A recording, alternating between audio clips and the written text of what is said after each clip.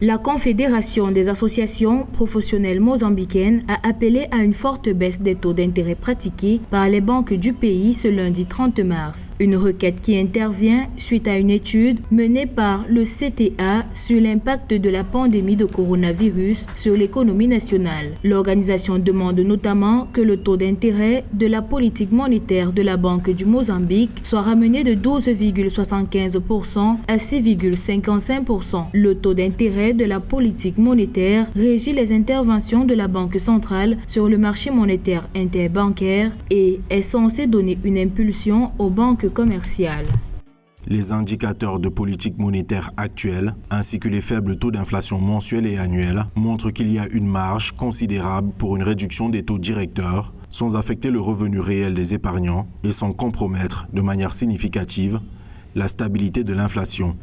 Le CTA appelle la Banque centrale à réduire également ses autres taux d'intérêt. Elle souhaite que la facilité de prêt permanente passe de 15,71% à 12,2% et la facilité de dépôt permanente passe de 9,75% à 3,55%. Quant au taux pratiqué par les banques commerciales, le CTA souhaite voir le taux préférentiel passer de 18% actuellement à 11,8%. Les secteurs qui en bénéficieraient le plus sont ceux du tourisme, des transports et de l'agriculture. Les plus touchés par Covid-19 selon le CTA. Ces secteurs ont subi des baisses de revenus de 95,70% et 47% respectivement. La perte totale dans ces secteurs est estimée à 355 millions de dollars.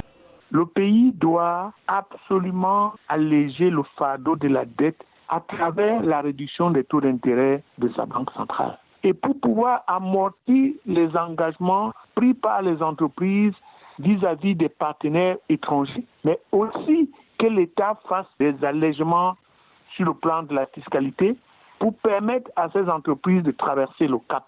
Selon le CTA, ces réductions, en plus d'injecter des liquidités dans l'économie, pourraient aider à supporter les pertes que la crise sanitaire va causer dans les revenus du secteur financier et les obligations des entreprises privées envers les banques.